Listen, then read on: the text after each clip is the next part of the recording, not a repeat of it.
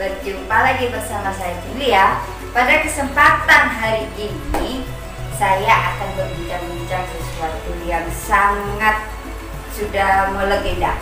Tapi sebelum saya melanjutkan cerita saya ingin support dan dukungan para sahabat saya, yaitu tetap ada di channel ini dan juga jangan lupa subscribe. Saya mohon doa dan dukungannya. Oke. Pada hari ini saya ingin mengundang sosok spiritualis yang sudah mengerti tentang suatu legenda yang sudah beredar. Mari kita panggil. Monggo Mas. Halo. Selamat datang untuk Mas. Selamat malam. Mas siapa? Gendon alias Bang Drege. Mas Gendon Mbah Drege ini kediamannya di mana? Saya di Solo. Di Solo. Ya. Seperti itu. Berarti paling tidak sudah mengerti tentang tempat-tempat mistik yang berada di kota Solo atau sekitarnya gitu. Wah, ya? banyak sekali kalau tentang masalah mistik di kota Solo dan sekitarnya. Itu banyak sekali. Banyak ya. Salah satu yang saya sering dengar ini Mas, di suatu desa itu ada pohon leses namanya, itu yang bertepatan di Banyudono Pengging. Itu pohon leses itu legendanya atau historinya itu bagaimana, yang sudah dipercayai pada masyarakat bahwa itu mitosnya adalah buat mencari pesugihan. Menurut Mas Gendon sendiri itu bagaimana ceritanya? Monggo Mas. Ya, itu kalau menurut saya itu semua tidak benar. Jadi itu hanya cerita mitos saja. Itu dari pihak warga setempat sama juru kuncinya. Oh gitu, berarti ada juru kunci juga ya? Ada. Oh begitu. Terus? Dan itu pohonnya itu sebenarnya dulu itu pohon randu alas yang besar. Itu ceritanya begini.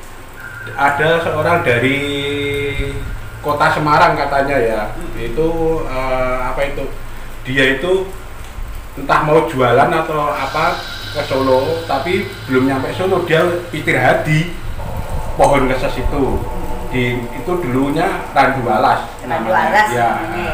Itu dia istirahat di situ sampai tertidur pulas. Akhirnya ada orang tua itu lewat dan orang tua itu mengatakan ini ada orangnya posisi tidurnya kok nyenyak sekali. Itu bahasa Jawanya. Orang tua itu mengatakan kok turunnya sampai ngeses anglermen, gitu ya. Terus akhirnya terjadinya itu akhirnya dia di situ tuh dia itu menyatu dengan pohon itu katanya, dan itu akhirnya orang tua itu balik lagi, ternyata di situ dinamakan pohon ngeses, dan sekarang pun desanya juga desa ngeses, tempatnya di Kecamatan Banyudono, Kabupaten Boyolali. Oh Boyolali. Berarti cerita historinya sebenarnya seperti itu ya. Betul. Lah, kenapa menjadi suatu kepercayaan bahwa pohon itu bisa dijadikan alat berkah katanya, seperti macam bahasanya itu seperti mencari pesugihan begitu Mas?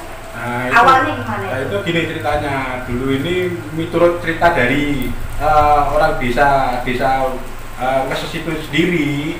Itu dulu katanya ada orang yang kehidupannya itu pokoknya tuh serba susah. Dia mau gini pokoknya nggak bisa, istilahnya dia itu susah terus. Akhirnya dia tidur bermimpi.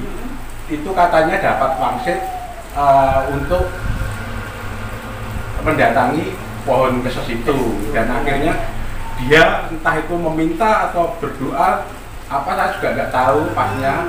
Dia akhirnya di situ pulang kok kehidupannya itu ada peningkatan, dan dia semakin hari semakin tambah kaya di situ. Nah, dia meyakini pohon itu yang membawa berkah katanya. Seperti itu. Seperti itu ceritanya. Maka dari itu terus terjadilah suatu cerita, suatu histori dan suatu legenda mitos bahwa itu tempat pesugihan. Jadi tempat pesugihan. Padahal segala sesuatunya, doa apapun itu, bila kita khusyuk untuk mendoakan, insya Allah itu doa akan terkabul. Sebenarnya seperti itu ya Mas ya. Tapi mungkin pada saat itu orang tersebut berdoa secara khusyuk di situ hingga menyatunya dia bersama alam. Dan terjadilah doa itu terkabulkan. Jadi terkadang orang memang salah untuk mengartikan, wah tempat ini mistik, maka akan terjadi suatu ala berkah. Dan sampai sekarang terus berjalan seperti sampai itu. sekarang Ya. seperti itu. Ya, Jadi itu yang tempat itu meyakini dan mempercayainya seperti itu. Tempat itu masih ada sering yang datang gitu. Masih. Begitu. Ya, ya. Penjelasan dari sosok Mas Gendon ini sudah sedikit memberi pengarahan dan pengertian bahwa tidak semua hal untuk dijadikan ngalah berkah. Ada tempatnya, di mana pada posisi apapun doa kita akan terkabul, seperti itu Mas. Ya.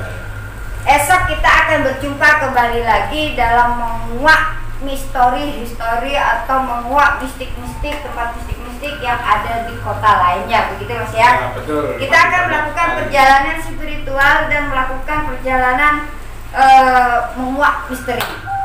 Dan saya mohon teman-teman, rekan-rekan, jangan bosan tetap berada di channel saya. Selamat jumpa lagi.